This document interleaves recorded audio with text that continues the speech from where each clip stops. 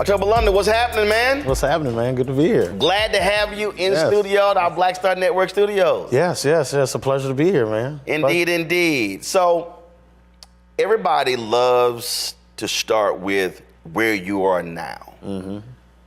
But that's not the journey. How did you get here to this point? It's a long story, but to shorten it up, I mean, I've been doing music for 20 years. I think this year actually marks, or last year was the 20th year anniversary that I've been really pounding the pavement, but, grew up in South Bend, Indiana, home of Notre Dame, the whole thing. A lot of people ask, like, what do y'all have there, just corn? I'm like, no. University of Notre Dame, Skylar Diggins came out of South Bend as well, great WNBA player. But yeah, I mean, I started from just ground roots, My dad played guitar. But I never got to see that. I wasn't around yet. But yeah, it just all started from South Bend. Just traveling, trying to find my way, doing shows in little bars and stuff like that. So yeah. I mean, was it like a lot of people starting in church, or was it just? And were you? In your developmental years, was music always around you? Yeah. Were your folks playing music, stuff like that? Absolutely. They'd have parties down in the basement. Even when at my aunt and uncle's house, they'd be everybody would gather around piano, play, and just sing. So I was always listening to music. Always listening to Marvin Gaye in the backseat, listening to the Isley Brothers and Frankie Beverly and Mays. Obviously, rest in peace, Frankie Beverly. Mm-hmm. I got to meet him before he passed. So see the thing that. What you just said right there about sitting in the back seat and listening. My wife and I raised 6 of my nieces. Mm-hmm. And I would tell them, they get mad at me because I play my music loud. And Uncle Bro, turn it down. And I'm like, no, take your earbuds out. Yeah. And I think I just believe that the problem today is that we're so individualized that a next generation is not listening to the music that we listen to. Right. That also helps to form those musical tastes. So if I'm playing music, I'll go from so many different genres. And folks are like, dude, you listen to all of that? Because I listen to Teddy Pendergrass, the OJs, Marvin Gaye, the Temptations, Bobby Blue Bland, B.B. King, music that my parents listened to, and I had the benefit of that as well. I think that is just so important, and if it doesn't happen, I mean, to me, that's a problem if you're growing up and you're not exposed to that. Absolutely. I always expose my son. My son is 8, and I listen to everything. And and I'm a multi-genre artist, so he's like, oh, what do you listen to here? Who's this? Now he can pinpoint, like, all right, who is this? Now you can say, oh, that's Sade. Good. Who is this? It sounds like Marvin Gaye. It's exactly what it is. And then going to his new age artists, he's an EDM fan, like DJ Marshmello, all that kind of stuff, but just showing him where all this music came from first. Right, because Foundation. You can't build a house without a foundation. And that's just what it is. Now he's listening to everything, and his palette is opened up to so many genres. So, Yep. I mean, that was. I had a brother. He worked here, and I played a video from George Lopez golf tournament of Smokey Robinson. Okay. He had no idea. And I went off. I was like, whoa. When you say you never heard of Smokey Robinson, wow, are you out of your mind? Yeah, that's crazy. You ain't never heard of Smokey Robinson. We were somewhere else, and I ain't gonna say no names. Anthony, who didn't know who Jeffrey Osborne was. Wow. He almost got stabbed. And I'm like, dog. Like, come on, you got to know this. Right, and that's just my thing. And so whenever I'm talking with millennials or Gen Z, I'm like, listen, I'm gonna need y'all to learn who folks are. So when you hear it, you understand that music. It absolutely drives me crazy. Right. Folks are like, oh man, that's how you old school do. I'm like, no. It's like as Uncle Charlie says, you can be old school and new school. Yeah, that's right. And even when my first album came out, Rebirth of Marvin, talking to a lot of people and certain people being like, well, who's Marvin? Who's this Marvin? The rebirth of himself? Is he Marvin? Like, I was like, well, you're joking, right? No, Like you don't really know, even in the comments, like on Instagram, like who's this Marvin dude? I'm like, I go to their page, like, how old are you? Right, like, right. Are you serious? It's Marvin Gaye, and then his catalog started seeing more people go to his, you know, that energy and that attention towards his. So I was happy about that. So, you know, and now I have a great relationship with the Marvin estate and all that kind of stuff. So. It drives me crazy. Yeah. Because as you know, I love music. I played in the band when I was in elementary school, in junior high school, one semester in high school, which that's all of my dad. He pulled me out of the band. He was like, no, he said, you ain't here for that. Yeah. He said, y'all practicing too late. Yeah. I was like it literally went from a conversation about practicing late to he'll turn his uniform in the morning. I'm like, yo, what the hell just happened? I'm like, how we get to this point? Right. But he was like, yeah, he ain't here for that. He's like, you here for school of communications, you ain't here for this. Right. Like, you know I can do both. I mean, I can kind of do both. That's right. But that, I mean, so just, you know, when you talk about the foundation, Jeffrey Osborne said something. He talked about the strings and the use of orchestra. And he said how so many artists today are not utilizing those, you know, those different techniques and how that makes such a difference in the sound of music. And I'll be listening to a lot of songs and I'm hearing the orchestra and seeing the role that it played. Absolutely. So when you're listening to music, how do you listen? I listen to it kind of just like how you're doing it. Like I take certain sounds out. I don't know how I don't know how to do it, but I'm not only listening to the track, I'm listening to the artist, and then after I listen to that, and I put on my headphones, and I can hear, like you said, the strings, and this hi-hat, and then I mix and master and engineer my own work.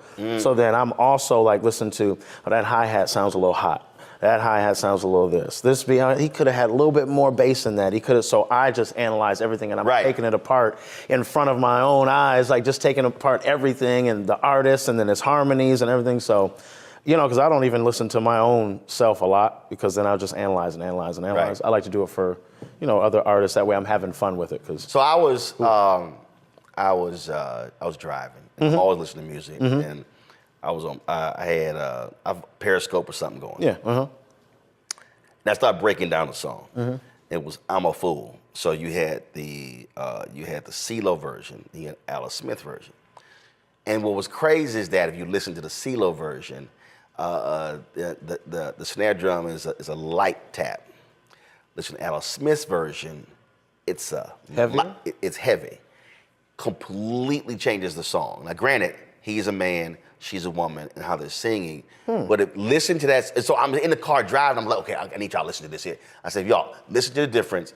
And folks were like, dang, I ain't never noticed. But it literally changes both songs just how the drummer is playing. Really? And they thought I was like tripping. No, I said, no, I'm telling y'all. I'm like, listen to this. Wow. And they was like, why are you doing? I said, because it jumped out at me. Wow. Like her song, it totally just completely changes the song, how the drummer is playing that snare drum on that down. Really? I didn't notice that. Now I got to go back. See, I got to analyze that song now too. But or like Luther's "For You to Love." Okay. The finger snap.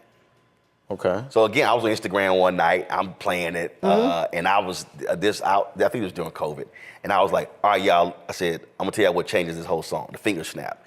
So then, what's crazy is Lisa Fisher loves me to death. She's on the Instagram Live, and so here I am. Talking about this song and how the finger snap totally changes the song, and she's on Instagram commenting on how they recorded the song. That's amazing, dude.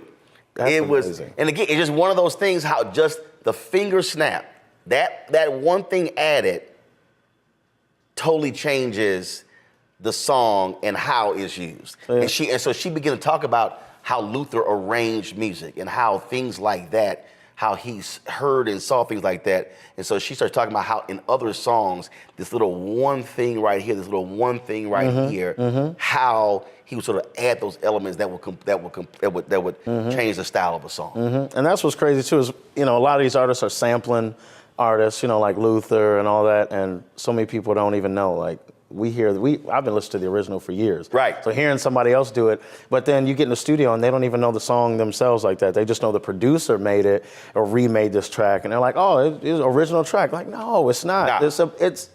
It kills me how many artists I'm in studio with that they don't even know. They don't know that, look, this is the body of work that made all this happen. Right. So, and then you mentioned Instagram Live. I love Live because I can make tracks right there on Live. I always play, exclusive tracks all the time. So, it's good.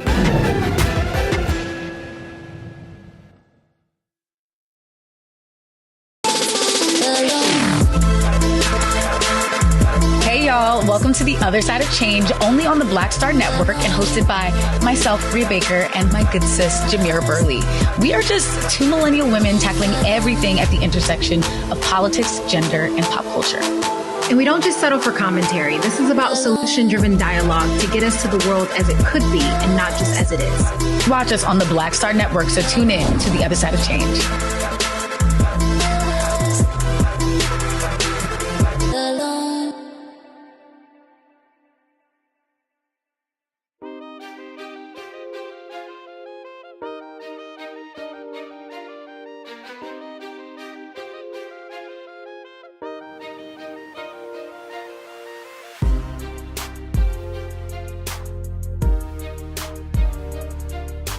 Well, see, I think that's also the difference between being a student of the craft. Exactly. As opposed to studying. Just, all right, I'm just an artist.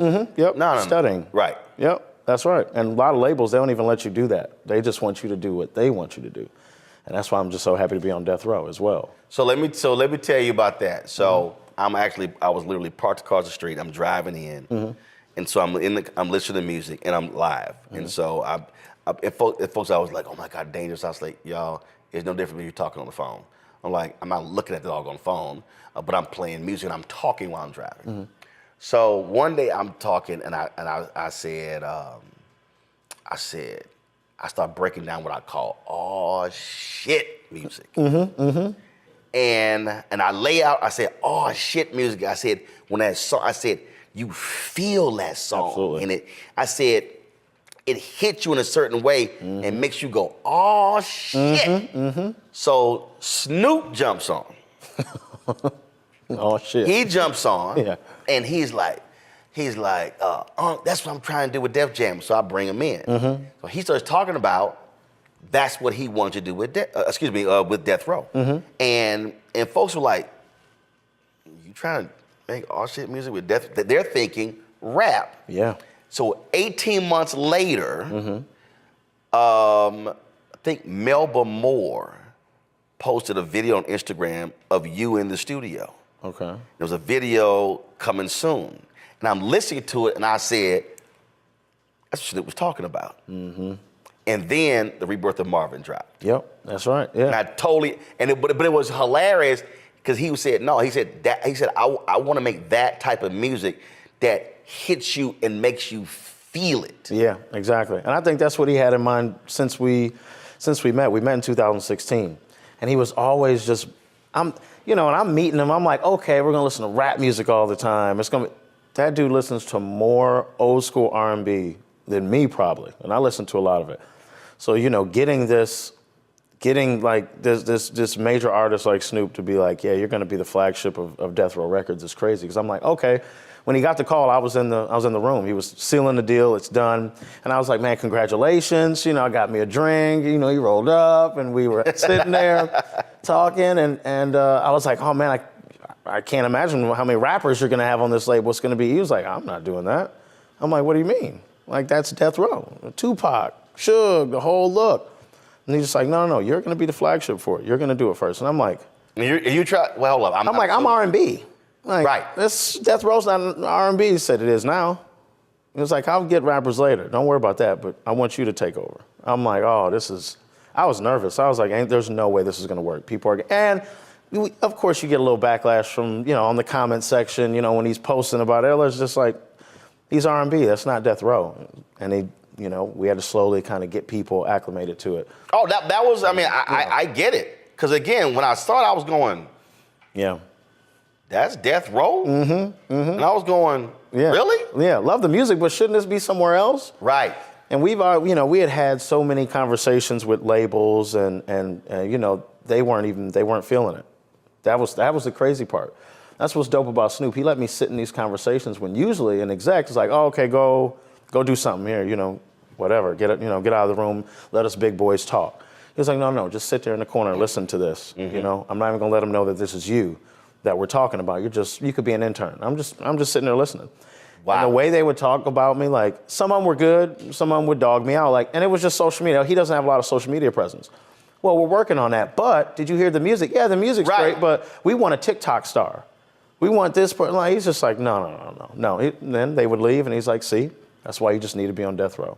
This right here, because otherwise you're going to get either shelved or you're not going to be happy. And with death row, I get creative control. I get to be me. And I'm like I said, I'm a multi-genre artist. He's like, what do you want to do? I'm like, I want to do pop this week. Cool. So in those conversations, those were record label conversations. Yeah. In terms of where to place you with, and so you're sitting there and hearing all this sort of stuff and getting a clear understanding of really what the problem is with music today. Absolutely. And why artists are so unhappy, why they're so depressed, why they get strung out on drugs or whatever it is. They're not happy at all. They pretend to be happy, but they're not happy. If I say I'm happy, I'm happy. And if I'm not, I can always call Snoop. Hey, man, got a feeling about something. All right, cool. What's up? I'll talk to him 3 o'clock in the morning, Eastern, for him. It's midnight there. But our best conversations have always been late night between 12 and 6 in the morning. That's when me and him link up, and he'll call, and we'll just talk about videos and just music and the state of music and artists.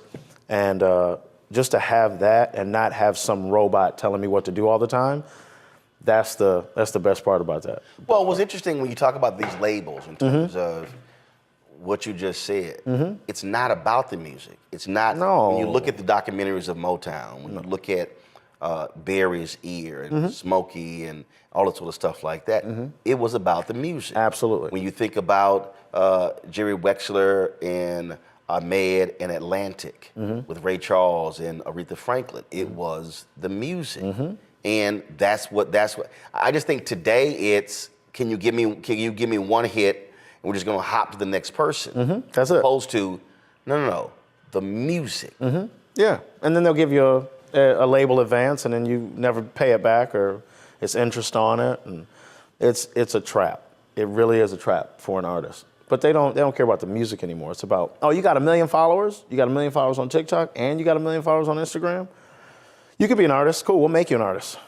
Huh? The person's not even into music. Like, no. Yeah, we heard you kind of humming along. We can work with that.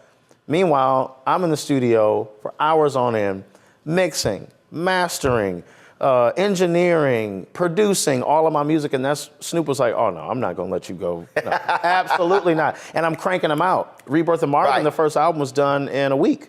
A week? I cranked out that whole album in a week. Mix, master, everything, done. Dude, I've read some books, and some artists worked on albums for 8, 9 months, Absolutely. a year, 2 years. Yep. I remember, I think I heard like Bruno Mars, whichever, it might have been 24 Karat. I think that was done like over a 2-year time or something like that. They kept changing it or something like that. But yeah, a week. I crank out stuff every week. Before we started tour, I cranked out maybe four more EPs and an album, just so I can just have it sitting and be done. But yeah, I've got a plethora of just music. So when I first heard I didn't hear the Rebirth of Marvin. I read a story, and I can't forget where, about you and the Rebirth of Marvin. And then I was like, okay. Then I go listen to it. And then, like I always do, I want to listen to more than just that.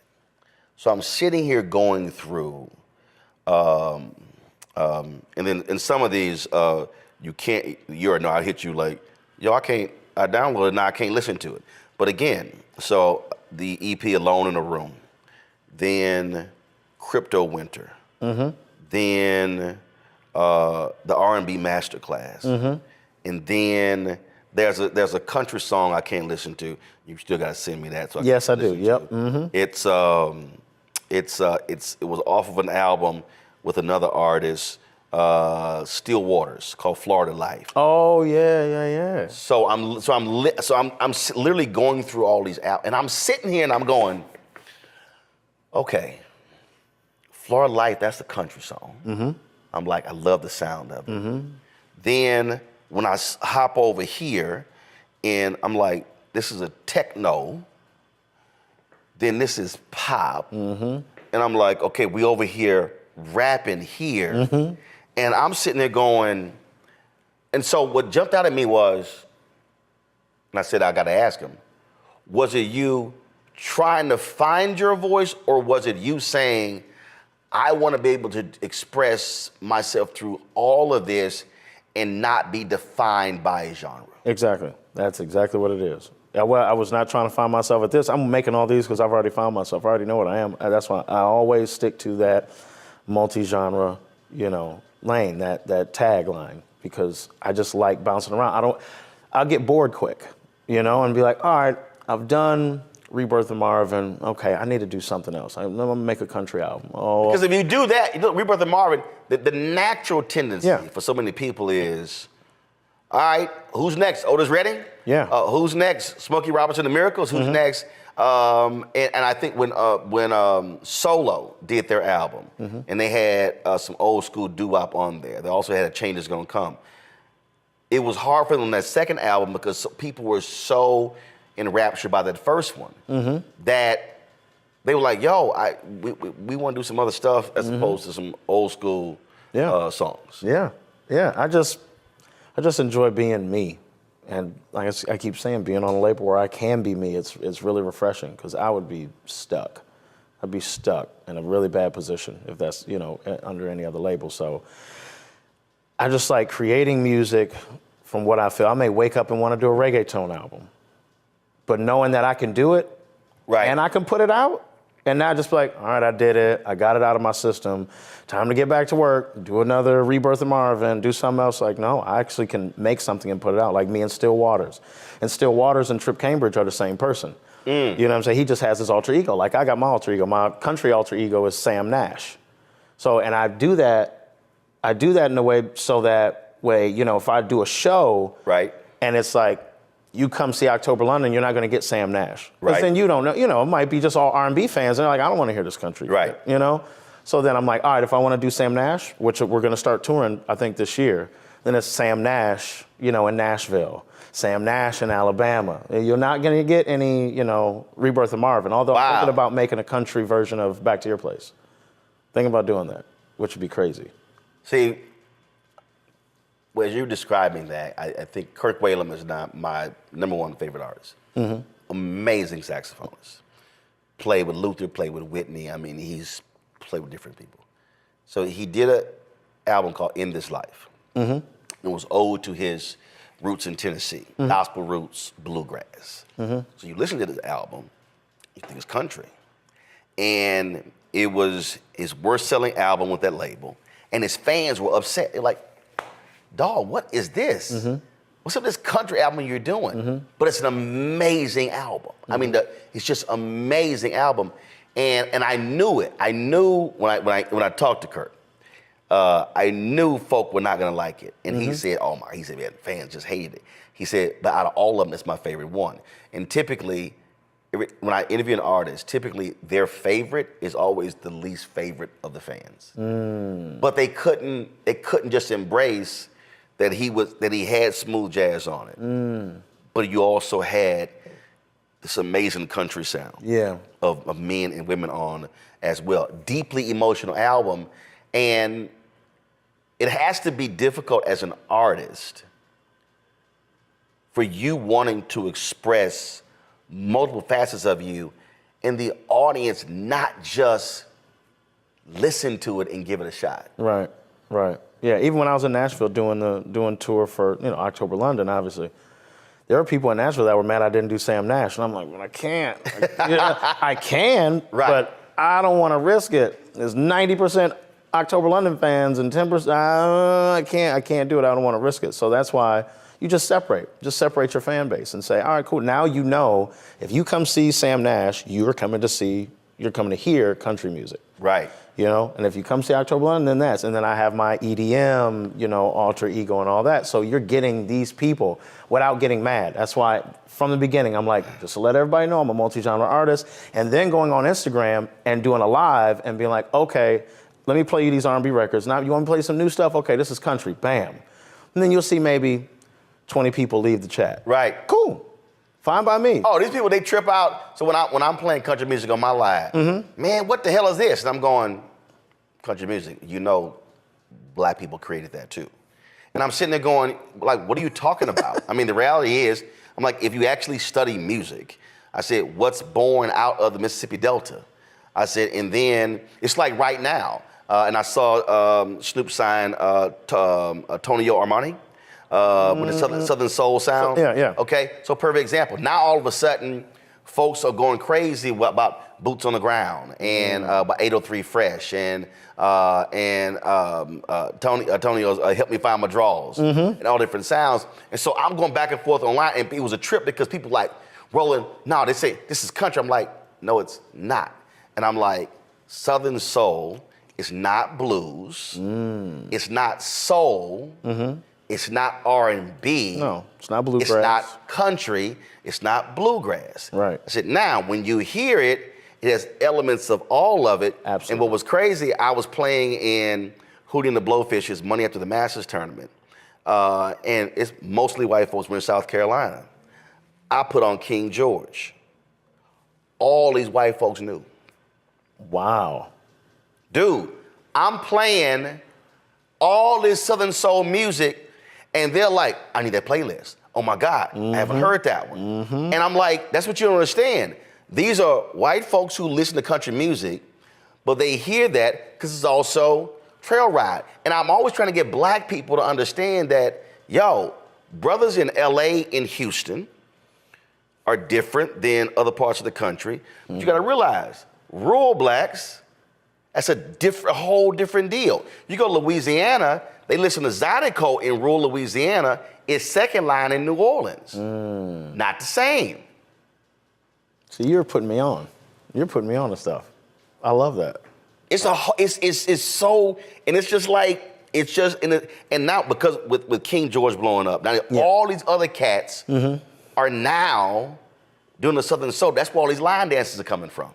So now you got young folks with, you know, where the fans at, that's 803 Fresh, because King George, when he dropped, it opened up folks' palate and accepted, and his Keep On Rolling, his Friday Night, gave these new cats opportunity. So now all of a sudden, you're now seeing all these young cats doing Southern Soul. That's why I'm like, where the fans at come from? Out of nowhere, I was just like, whoa. Yeah, and in fact, I saw an interview with him and I got it.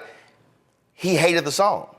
Really? And what's crazy was he gave an interview where he said he went to his first trail ride and they had fans out, and then he went to another one and he was talking to this dude. He's like, yo, man, where the fans at? That became the main hook to that song. Insane. I had no idea. And all of a sudden, like I hit, and then of course me, always thinking business, I hit him on DM, I said, bruh, are you selling your own fans? Oh. I said, your song is blowing up. Sell your own fans. Sell your own fans. Don't have other folk making millions, because everybody and mama are buying now the clap or clack fans. It's everywhere now. That was smart. That was very, very smart. He was like, bro, appreciate that. I said, right? Just like Uncle Charlie was selling his hats, back of the room sales. I said, bro, sell your own fans.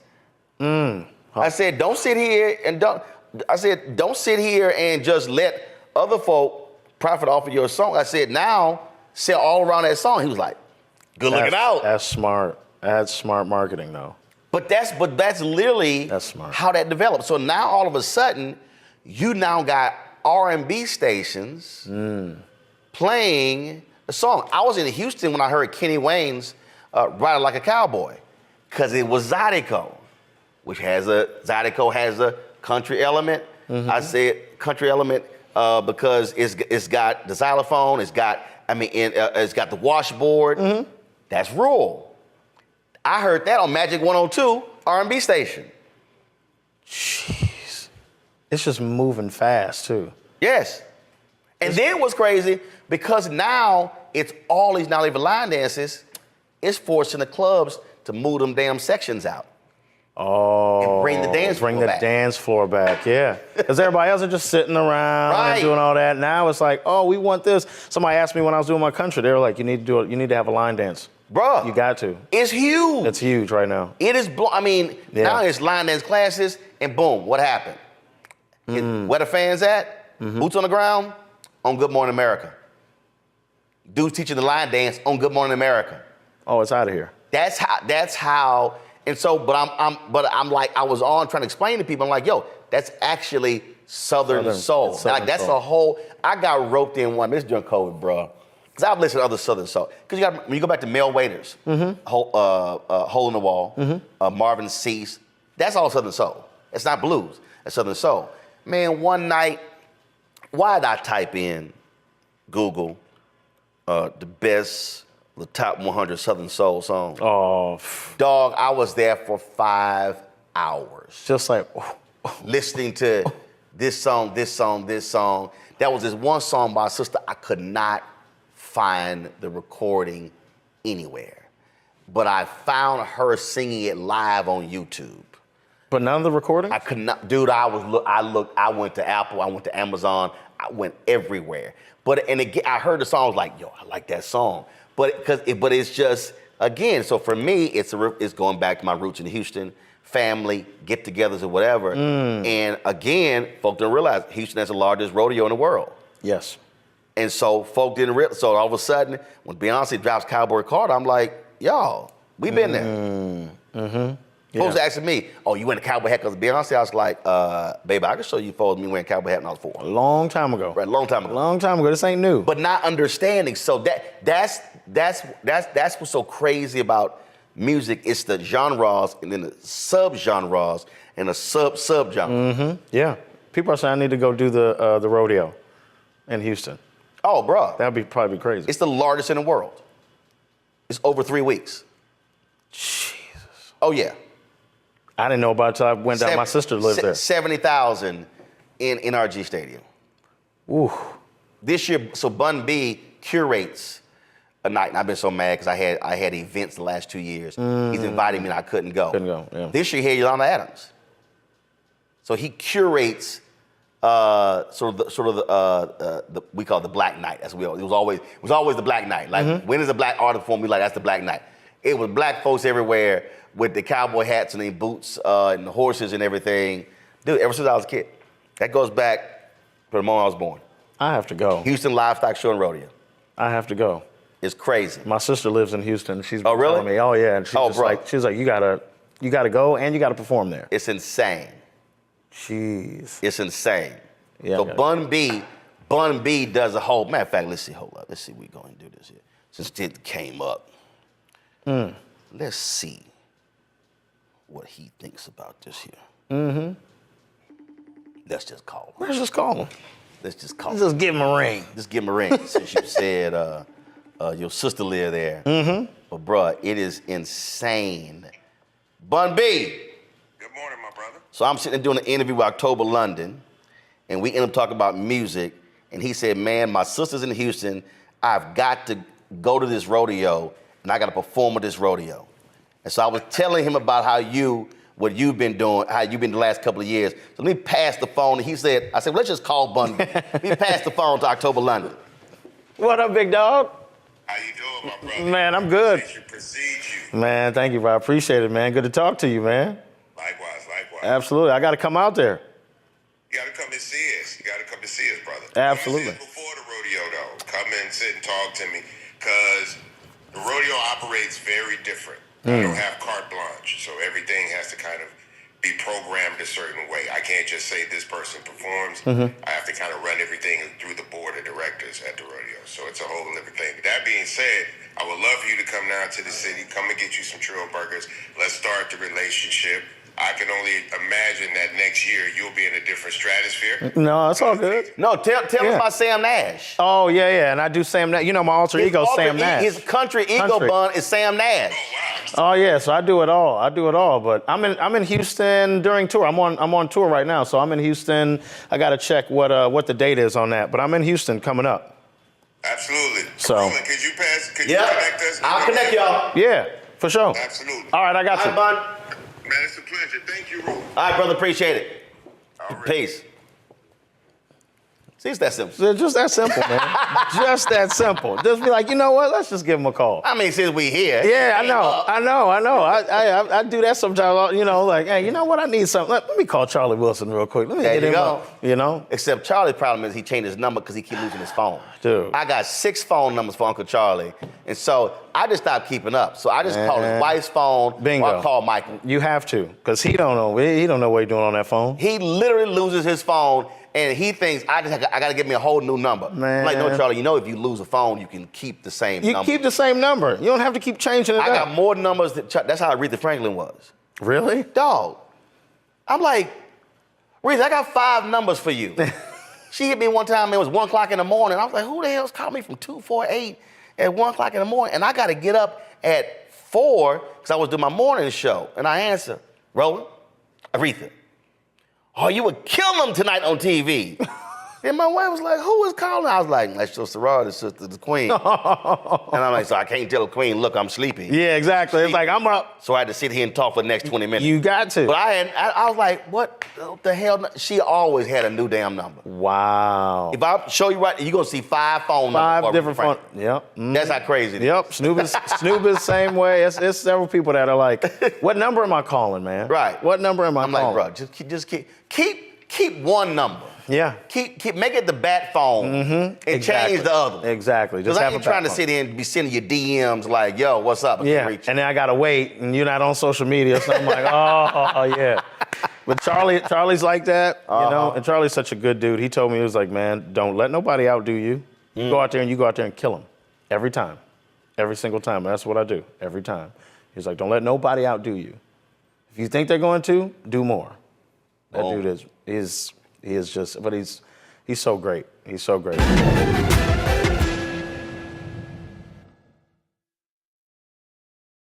Hello, I'm Isaac Hayes III, founder and CEO of Fanbase. And right now we're accepting investors in our $17 million round to revolutionize the future of social media. Today, for just $399, you can own 60 shares of stock in Fanbase at $665 a share. Go to startengine.com/fanbase and invest today. While the big platforms have grown too massive and disconnected from their users, Fanbase is building a platform where creators and users truly come first. We've already raised $4.8 million from everyday investors who believe in this vision, and now you can join them. This is your chance to invest in a social media tech company with over 1 million users that is disrupting media by allowing anyone to reach all of their following and monetize their content from day one. The market is changing, big platforms are failing to serve their users, and Fanbase is stepping up to fill the gap. Don't wait until it's too late. Invest now. Invest for yourself and your future. Go to startengine.com/fanbase and own the future of social media.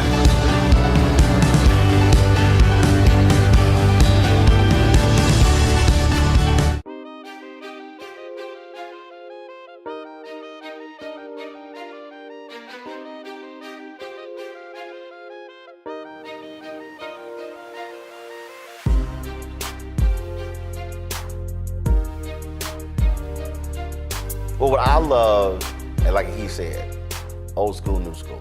He said, take your pick. I got old school hits, I got new school hits. Yep.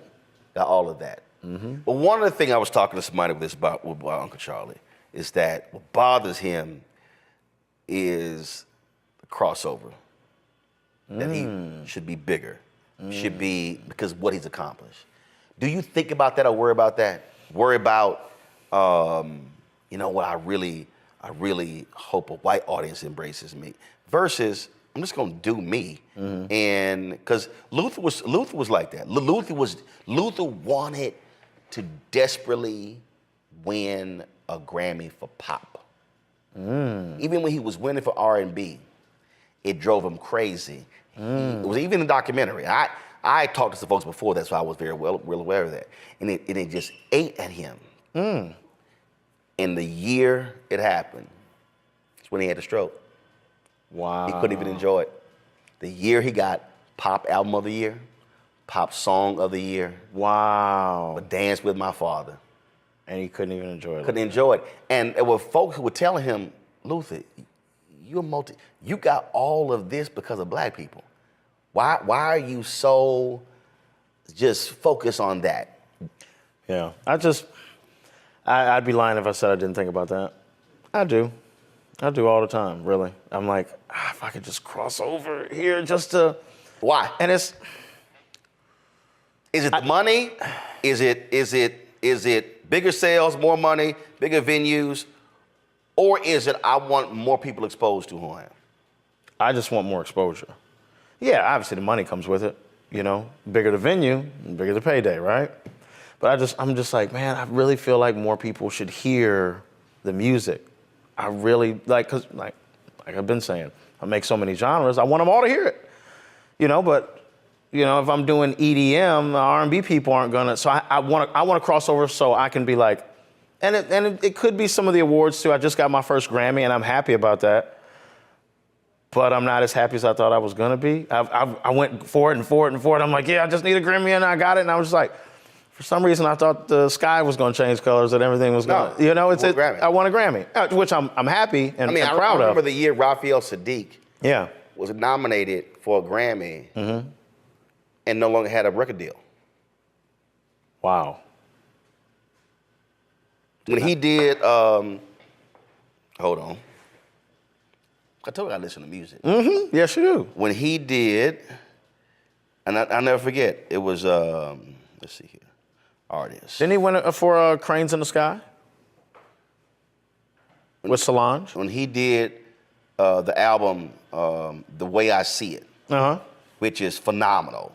Love That Girl. The song Just One Kiss was just Joss Stone. The song was Stevie Wonder. He's got Stevie Wonder, Jay-Z, Joss Stone, Rebirth Brass Band, all on that album. It's an amazing album.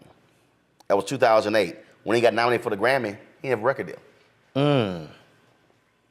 Because and what's interesting is, and when the Rebirth of Marvin came out, I immediately thought of this album because this album has an old school feel to it.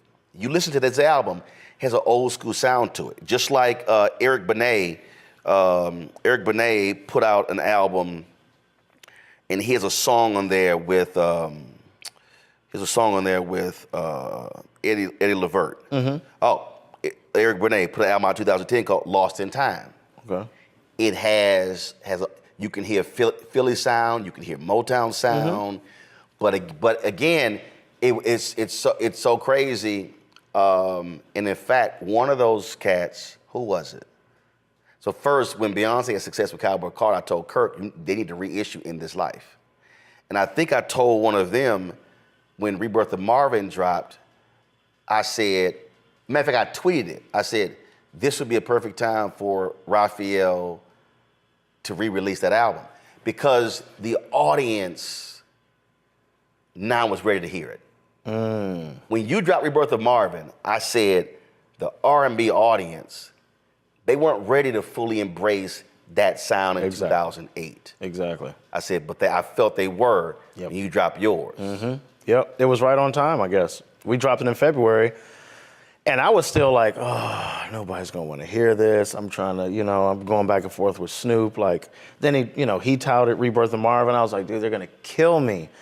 The fans are gonna be like, oh, you trying to be, and it's exactly what happened. Now, I remember we dropped it in February, so all of February, all of March, I'm just looking at the comments and reading this stuff, and I'm like, they're like, oh, he's trying to be like Marvin. And he's like, oh, no, he can never be like Marvin. I'm just like, I was not trying to do that at all. I didn't even want to title it this because I knew this was going to happen.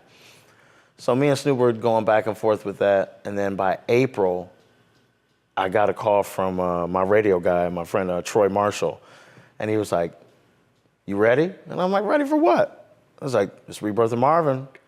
Back to Your Place, going to blow up. I'm like, Ain't no way. Was he playing it and it was getting the response? It was, yeah, he was seeing the response. Right. I wasn't. I was at home, like this is gonna be bad. Like it's not gonna blow up. May, June, I was like, uh-oh. Troy was calling me now, like, yo, your numbers are skyrocketing. I'm like, really? And then he showed me the media base and all that. I'm like, wait, what does this mean? What does this mean? What is this? You know, and I'm trying to figure it out. I'm like, people actually like it? It's like, everybody was on, it's either rappers like the new age, it's the Bryson Tiller, the Tory Lanez, and that's what I was trying to make. And Snoop was like, no, because I was gonna shelve that album. I did the album in a week and I was like, nobody wants to hear this. Wow. Nobody wants to hear this shit, so I'm just gonna put it aside. And I was like, all right, I'm gonna start working on the real album. And Snoop's like, real album? Well, you just finished it. That's it. I was like, oh no. Put it out, people got a hold of it. By summertime, it was getting big. And then by the end of the year, it was big. And then it was on radio for, 14 weeks, 13 weeks, something like that. Longest running R&B record of the year. I was like, wow, that's crazy. And then we dropped Mulholland Drive. And then that was blowing up almost just as big as that one. I was like, wait, people like this now. I didn't think people were gonna enjoy it. And then dropped October Nights album, and people love that. So I'm gonna bring this back to what we were just talking about with the Grammys and with crossover and Luther. And it's something that Tyler Perry always talked about, and he and I talked about this as well. And Tom Jones used to always say this in radio: when you super serve your audience, your audience will always be there for you. And even though Luther wanted to cross over, that's not why he's beloved. He is revered because of his black base. You can say whatever you want to about Tyler Perry's movies or whatever. His audience gonna rock with him, and it's gonna that he drop an Amazon Prime movie, it's gonna be #1. A Netflix movie, it's gonna be number one. And I think what that says is, if the audience here says we got you, that's who you rock with. And if the other folk don't get it, that's on them. But I think that if someone takes this audience for granted, trying to chase this audience, you end up with no audience. Yeah, can't chase an audience. You gotta let them kind of get a hold of you, and that's I'm trying my best to, not look at it that way. I think it's just me just wanting the other. It sounds crazy for saying it. The other artists in me to get there. I just feel like I just want that. I want that radio presence now, and I want for this artist. It's almost like a friend, having that. Even Tripper Stillwaters, like he has his own market, and I'm pushing for him. Like, let's go get this, because I know he's got a different market over here. So here's how I see. Trevor Jackson and I had this conversation. Same thing, because Trevor is very much like you, and like he wants to put out. He's like, man, I got this, and then acting, whatever. And I remember what I said to him was, I said, you got to do you. But the other thing, though, what jumps out is, the reality is, if you keep killing it with October London, you're actually in a better position to introduce them to absolutely. And so at the end of the day, I guess the example I say this to when a young person comes up to me, go, I want to do all of it. I said, you can't do all of it. You go, what do you mean? You do all of it. I said, I do all of it today. But I had to pick a door to walk through. You got to. And then when I walked through that door, there were 2 doors behind there. Then if I picked one of those, then there were 3 doors. I said, then I was in a position where I can do television, radio, newspaper, digital. Yeah. I can be in front of the camera, behind the camera. I said, but at the outset, I could not do all of that. No. You had to walk through the door. Had to be patient. Yeah, you had to walk through the door first. And then, boom. So yeah, and that's where I'm at now. The audience, even that come to see October London every night, they're like, no, we rock with Sam Nash too. Right. We'll rock with you. You don't have to take it somewhere else. Right. So you maybe just slip something in. There you go. But understand, look, I'm gonna give you this here, but I could throw some other stuff out. Yeah, exactly. So now it's just pinpointing that, how to move those chess pieces. But like you said, walked in one door, two, 4, and they just open up.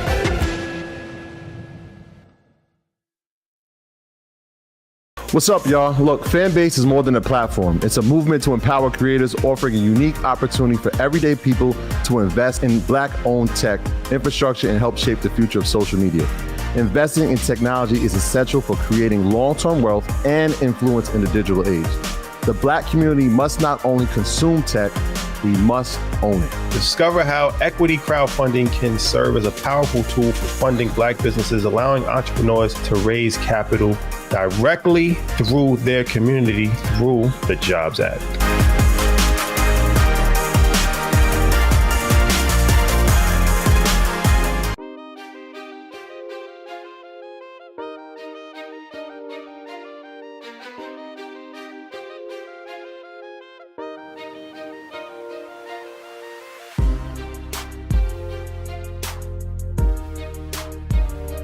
What did you learn from the Maxwell tour?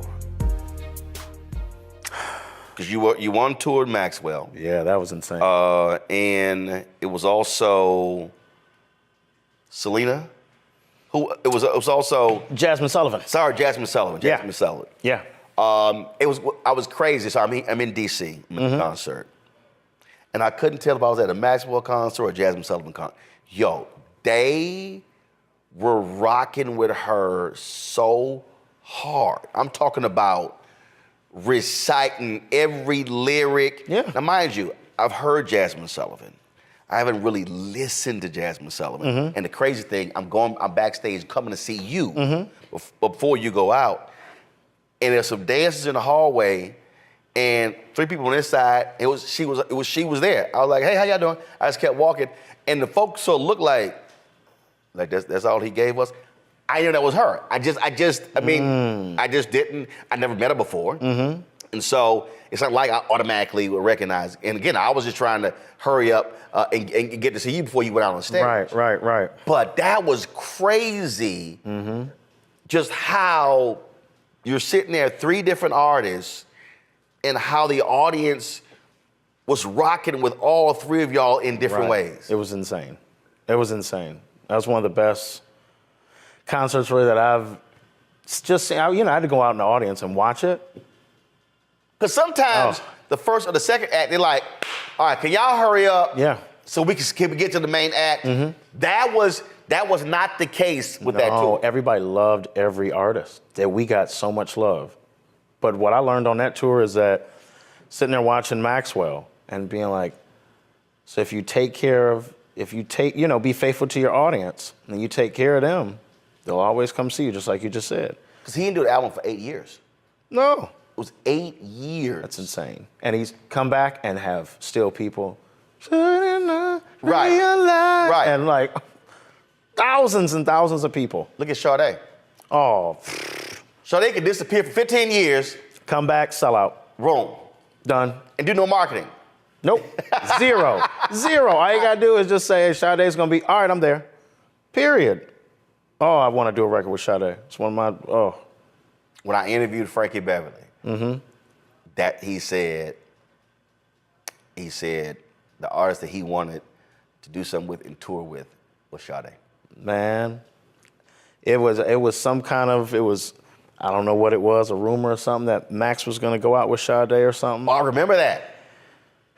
And I was like, and then Max was calling me, and I was like, man, if you tell me that I'm gonna go on tour with me, Maxwell, and Sade, I would lose it. I'd be calling you, Roland, it's happening now. I'd lose it. God, I hope that comes into fruition. So for you, what is it about Sade that caused that reaction from people? It's a breath of fresh air. It's a clean slate. When I listen to her music, I could just, anything that's going on, I could be having a bad day, listen to Sade, it's gone.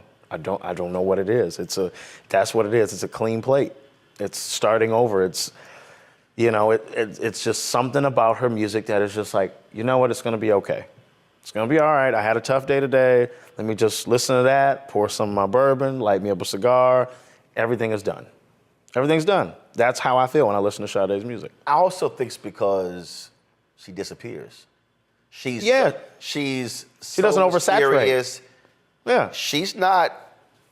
I don't think she's unsocial. She's not posting stuff. No, she's just chill. She just disappears, and when she reappears, it's like she never left. Yep.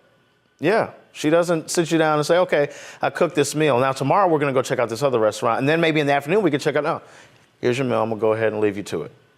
I'll see you in a bit. When it's done and you've realized this food was amazing, and I'll come back and be like, you want some more? You want some dessert? That's how it is. And then she feeds you, and then you don't hear from her for 8 years. 8 years. And you like, man, that was a great meal. Is she sister gonna call me back? Yeah, right. I want another meal. Ghost. Yeah, you want to eat the same meal, and it's just like, now you're fiending for it. You're fiending for it. I was with Donnie Simpson a couple days ago, and he has this segment where we play a song, and something that inspires him, something that inspires me, and I played Sade, Cherish the Day. And, he was just like, okay, I get it. I think he played Lisa Stansfield, and I love Lisa Stansfield. So Sade just does something for a lot of people. It's just I think it's just a vibe. It is a total vibe. Vibe. That's it. She can come out whenever she wants. Right. Because how old is she? What is she? How old is she? She's not. Look it I don't up. want to say the wrong thing. If we had to take a guess, I'm gonna say 62. I was thinking that too. I was gonna say. you got? I'm gonna say 60. 60. You said 60? 60. She's 66. January 16th, 1959. She is 66. Helen Folashade Adu. Unbelievable. That's- and still looks great at 66. Yeah. Beautiful. I think she did something, it was on the BET Awards. It was something, it was a skit. And I was like.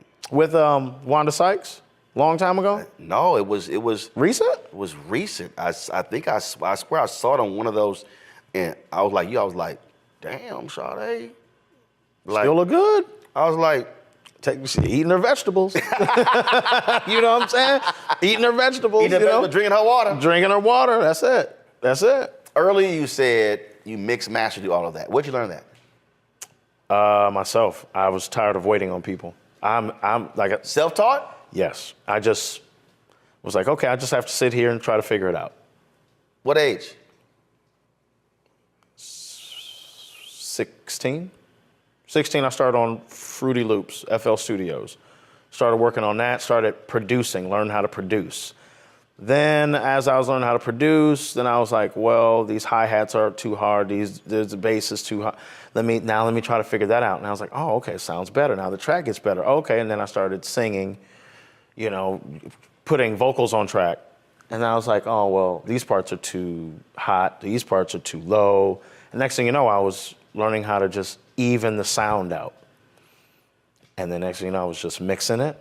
And then my mixing was, I listened to a mix that I did 10 years ago, and I'm like, ugh, that wasn't mixed good, but it worked at that time. Yeah, but it was 10 years ago. That was 10 years ago. Gone Now it's like, right. I'll mix something, take it to the big boys, and they're like, what do you need? I'm like, I just want an extra mix. He's like, dude, it sounds amazing. Who mixed it? And they're naming mixers. And I'm like, me. He's like, what? Who's gonna master it? I'm like, me. I'm like, I don't wait on anybody. Snoop loves that about me. I'm like, he's like, okay, we need this done, this done, this done. Cool, all right, I'll be back, give me an hour. I'll be right back. I'm gonna go pour me a drink, make a song, boop, done. He's like, all right, we're gonna get it mixed. I'm like, oh, don't worry about that, I'll do it. Oh, you know how to mix. Just chill, I got you. I ain't mixing drinks, I'm gonna mix the songs. Mix the songs. So he's like, all right. And then I'll send it to the other room, studio, the mothership, bam. He's like, sounds good. And I'll be like, let me tweak that because the bass is too high in here. Let me go back in. I'll go back in the room, tweak it, send it right back, done. Song's done, ready to put out. It's like, we can put this out now? Yep. When do you know not to tinker with it too much? Because you said people start changing stuff. Yeah. When do you know, no, That's it. And I'm thinking that's how Berry Gordy was. And then there was some song that Smokey put out. They put it out. They put it out, and it was out 3 weeks. And he called me at 3 o'clock in the morning. Was like, "I'm changing the whole song." And he made Smokey come out of the studio because he just it didn't feel right. But when do you know? No, that's it. And when do you tell yourself, "Don't touch it again"? When I get in the car and listen to it, car never lies. Car never lies. No matter what kind of car you're in, car never lies. So you don't want, your deal is forget hearing it in the studio, all these wonderful professional speakers. I need to hear it the way the audience is going to hear it. Bingo. That's it. I listen to it in the studio. You got these big, gigantic $100,000 speakers. Everybody rocking with a $100,000 speaker in no car. So it's like, all right, let me listen to it in here. If I can dial it in here, get it to where I need it to go to the car, and I'll play it in, and I'll go out to the car, parking lot of Snoop's. I'll listen to it, and it comes on, and it's too bright. Then that bass in there was drowning out that brightness. So now I got to go back and be like, oh, okay, tweak it, go back out. Everything sounds And even. are you literally taking Good. notes, or are you just I'm taking notes? I'm just mentally taking notes, and I'm like, okay, cool. Volume for the mixing is always going to be, mastering ain't nothing but volume control. It's just making sure it's loud enough for, for sound, for radio. Right. Go back in, tweak it a little bit more, go back out to the car, it's done. And I just say, all right, that's it. I go to the next one, go to the next song, next song. Now all of them have to be fluid. Got it. Now all of that, now listen to the whole album front to back in the car. Wow. And then I'll be like, oh, that's great. Now some songs might be louder than others. That's just one tweak, get it to that So level. explain that. I've listened to some songs where I'll be listening, and all of a sudden, the volume goes up on the song. Then in the same song, the volume drops, and I'm in the car thinking I got my parking thing or my brake thing on. You know how your car automatically brings, and it's like some songs that happen. It actually drives me crazy. Yep. Just poor mastering. That's it. Somebody didn't listen to it all the way through, and just I always wondered that. Yeah, they just because didn't. I'm in the car like, why in the hell did my song, did the music go down? Yep. Then all of a sudden later it just comes up, goes back down. It drives me crazy. Yep, it's all master. All right, well, again, no, I get it. It's just the master wasn't correct. It's something. When it masters, I'll master like in bulk of the album, and it'll go through and alter the level and say this song's higher, so let's bring this down and this up, and then it'll kind of level it all out, and then you get a smooth sound, smooth. People, we were chatting once, and you made it clear. No. So I asked you, when I said, hey, are you New York or are you LA? During the interview, you're like, no. Indiana. Go South Bend. South Bend, Indiana. A lot of folk will say, yo, man, I got to leave. I got to go where the action is. Why? Why did you say, no, I'm good. I can still do this here? I'd go crazy. I can't do it. I'm just an Indiana boy. I cannot do it. I just feel like I would change in a way that I would not like myself. So I make sure that I'm good. And also the other reason is my son is there. He goes to a great school, and I don't want to take him out of that school. And it's just good living where I'm at. I mean, the cost of living in Indiana is so low, And I just like my city. But I feel like if I were to leave, go to New York, go to LA or whatever, nah, I don't want to be on the red carpet. So many distractions, Too many distractions. Do you think it would change your sound? No, it wouldn't change my sound. Not at all. Not at all, because I can drown out all that. Would it change your focus? And maybe it would change my focus, but maybe in a good way, because I think I would get really addicted to work. Really addicted to where I'm like, oh, this. Oh, I might as well do this. Let me do this and this. And I want to do that? Yeah, but I want to do it the right way. But I feel like in LA, I'd be trying to keep up with this guy, and I'd turn into a monster that I don't want to turn into. But you also said the whole red carpet thing, and that's always, we want you here and here and here and here and here. And a lot of people, they crave that. They want to be, they let the tabloids know when they're coming or showing up. Yeah. And I've been out there a little bit longer than what I need to be. I get that a little bit. I'd be like, maybe I should do this and have the cameras fast. And I'm like, all right, get out of that. Go home. And I'll go home. And I'll go sit in the bar at my parents' house. Me and my dad sit there, have us some tequila and some wine, and we just chill and talk. And then I'm back level. So I always just, as soon as tour's done, I can't wait to get back home. Can't wait. Even in the middle of the tour, like we stop in Chicago, we're off for like 3 days. I'm going home. I'm going to lay in my own bed. Right. I want to touch my coffee maker. I want to drive my cars that I paid for. Like I'm a car fanatic, so got a garage of those. So I want to drive those. How many cars? I have 2 now, 2 on the way. 2 on the way, but I usually have 4 or 5. Was it Rolls or Bentley? Well, I saw you. I had the Rolls, which I used in the video. Got it. Got rid of that, trade that in for a new Rolls-Royce Cullinan, that'll be in June. Ferrari SF90 will be here in June. I got a Lambo in the garage, and I got a G-Wagon. See, here's the thing. I'm not a car person. Yeah? Bruh, I don't even, let me tell you how bad it is. Henry gets mad at me. I just got rid of my Navigator. Had it for 16 and a half years. I think I went a year, I ain't even washed it. I don't care.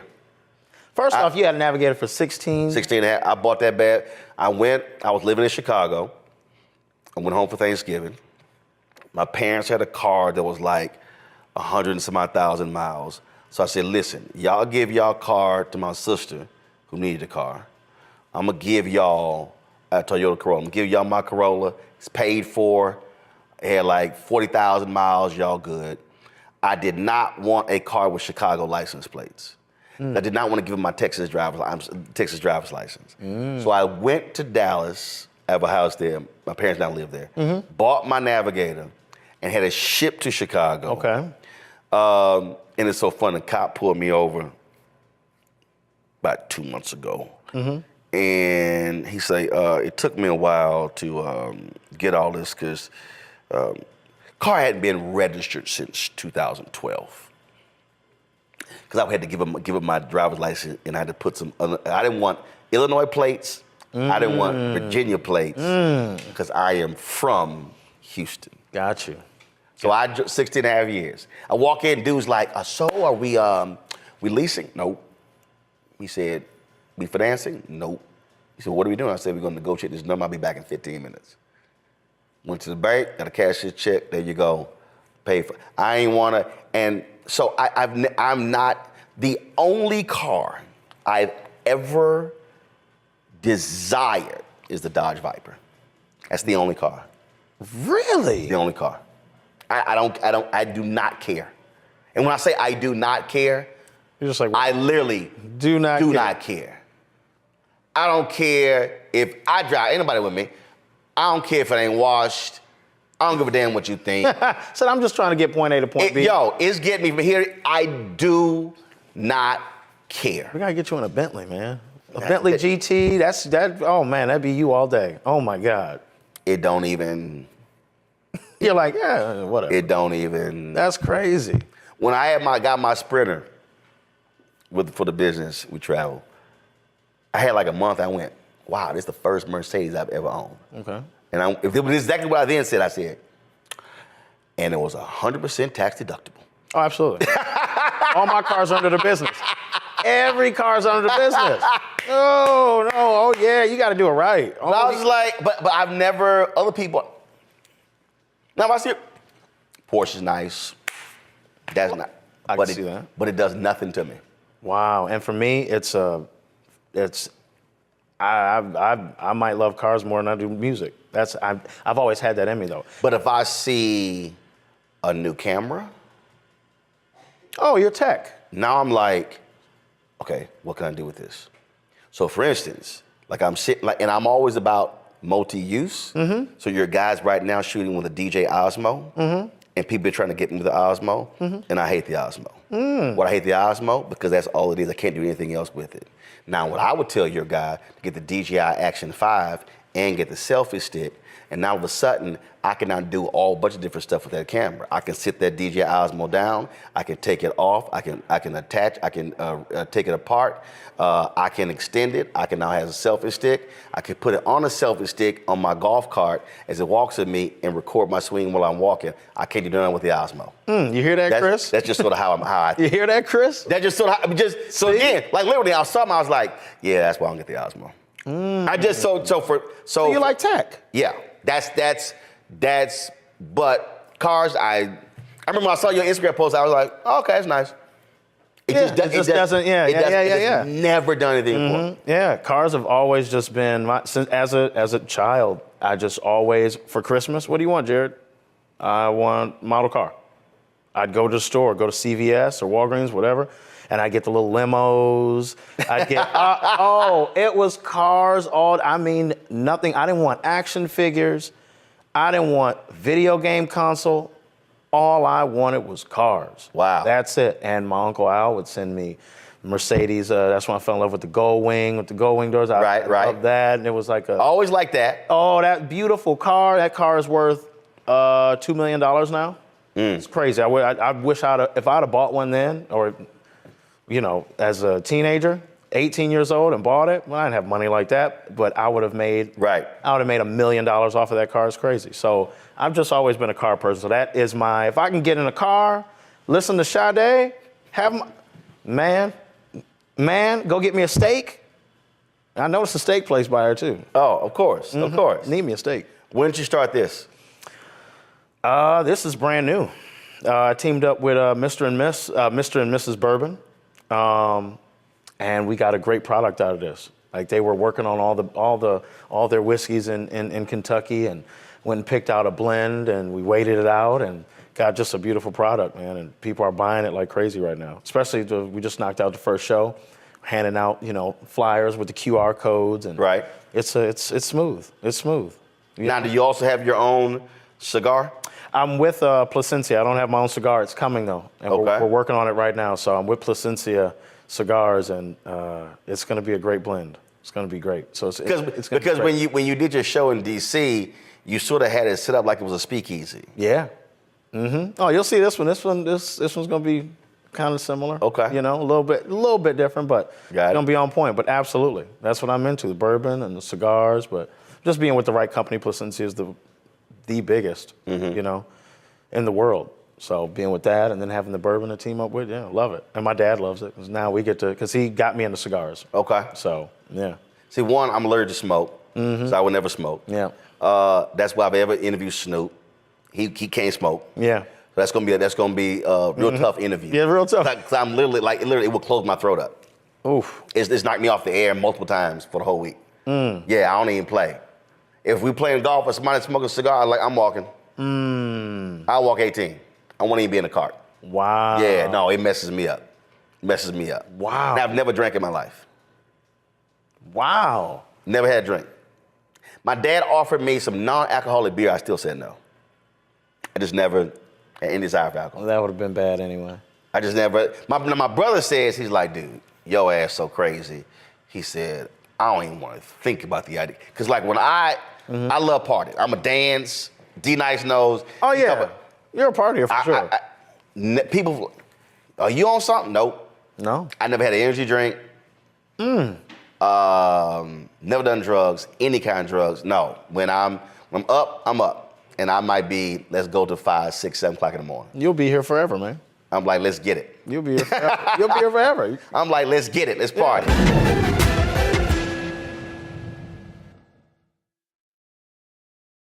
Hatred on the streets, a horrific scene, a white nationalist rally that descended into deadly violence.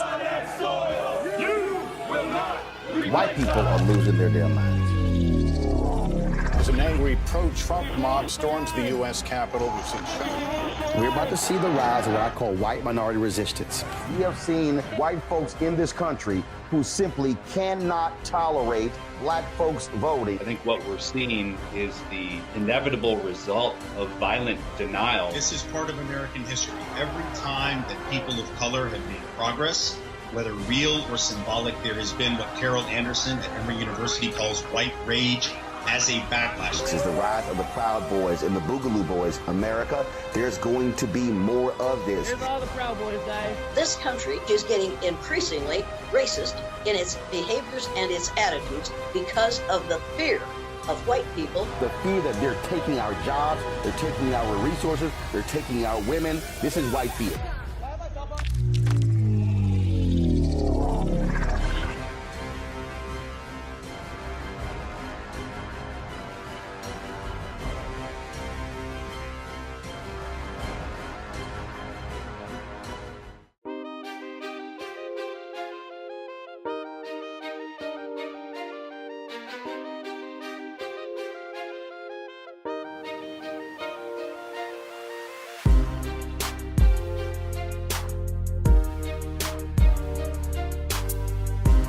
We talked about Sade. Who would you love to do a collab with?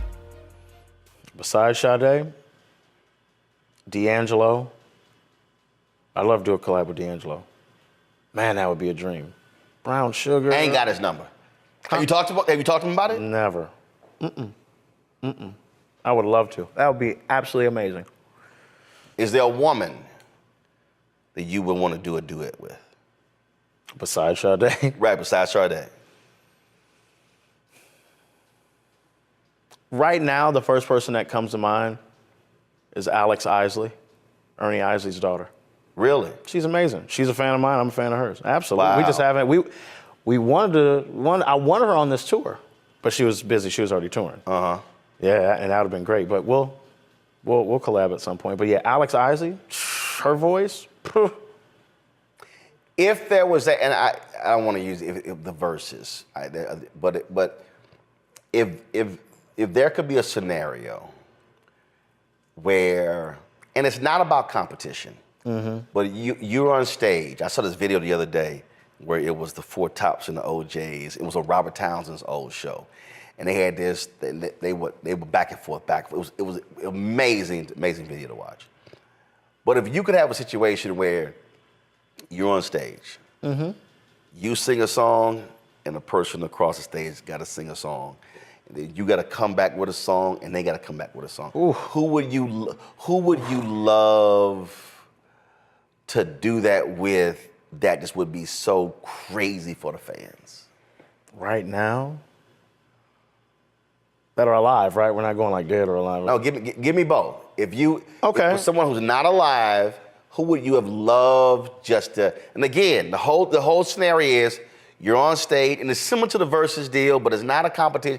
But it's really just who would really bring out the best in you, and you'd be like, okay, yeah, I got to top that. Okay, It'd be Prince. Because Prince, I felt like he could bounce around. See, I know, because earlier when you were talking, when I was talking about multiple genres, when I was going through on my phone, that's exactly what I thought about. Prince. I just got put onto a song by Prince I never even knew, called Revelations. I was like, what? I think it's yeah, pretty sure it's Revelation, not Resolutions, Revelations. But, and as far as alive, I would, right now, first person I think of though is, but then you said to bring out the best of me. So, but it doesn't matter, but yeah, first, that's not with us, it's Prince. Right. I think it'd probably be D'Angelo. I think me and him I think we'd start doing back and forth, but then we'd start making a song. Going back and forth, it'd be crazy. And then we'd make a song for the fans, like right there.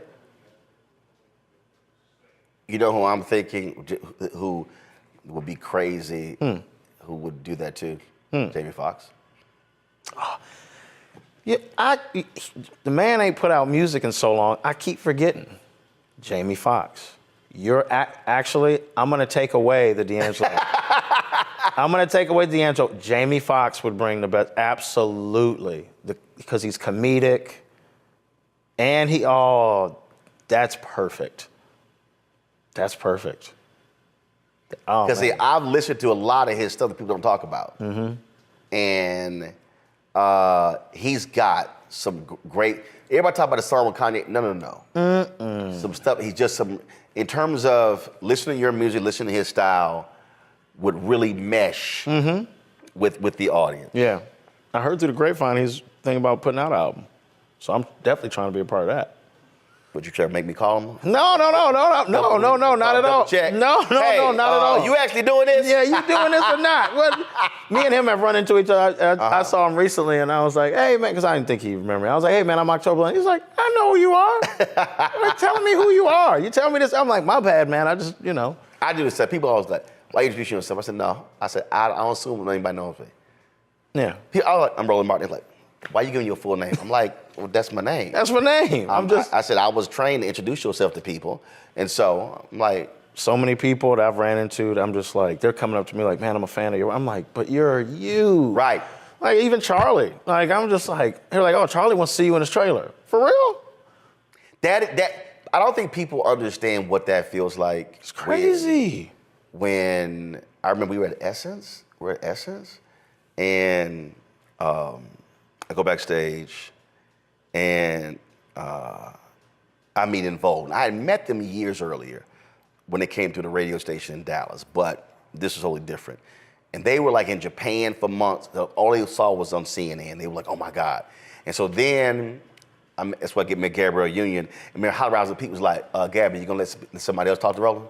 Because she was like all into politics or whatever. Mm-hmm. So it's always crazy where you like, no, I'm a fan of you. Yeah. No, how you a fan? No. For real. Because Hank Aaron, met him at the White House, sitting next to Harry Belafonte.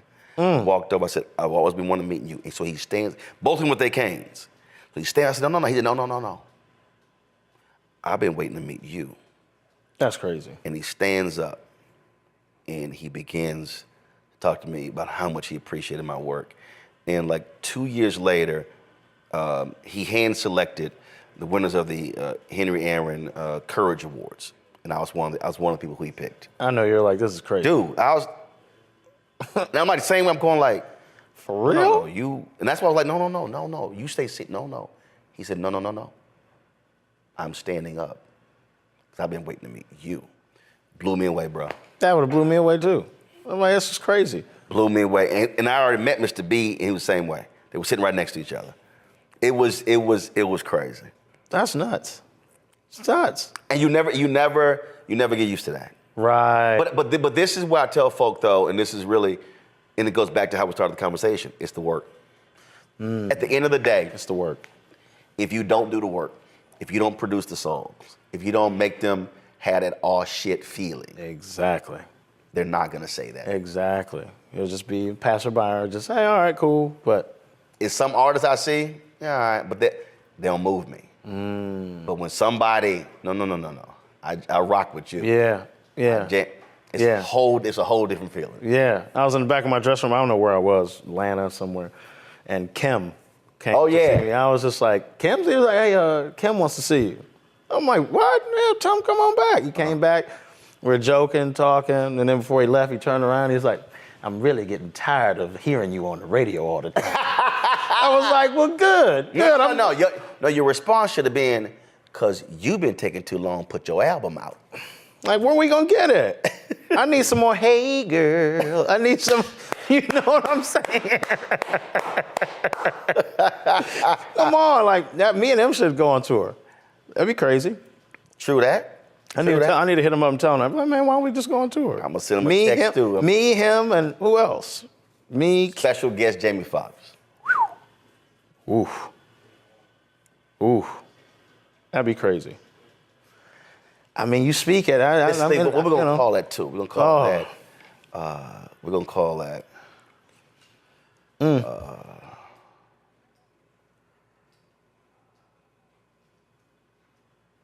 The Absolute Cool Tour. That's not bad. The Absolute Cool Tour. That's not bad, man. That's how me and you both will flag Kim and be like, hey. That's the Absolutely Cool Tour. That is absolutely cool. And then the three of y'all standing in front of blocks of ice. Okay. That just took something. Come on. I mean, by the looks of your set, I mean, you can do it. You know what I'm saying? Like Roland did the whole stage setup. He wanted ice, we got him ice. You know what I'm saying? We got it for him. We got it. Just have the bourbon next to the ice, we're all good. There you go. There it is. We have cranberry juice. There you go. Well, man, I appreciate it. Thank you, brother. Thanks for coming through and chopping it up. Thank you for having me. I appreciate you, man. All right. Always. Yes, sir. Mm-hmm. Yes, sir.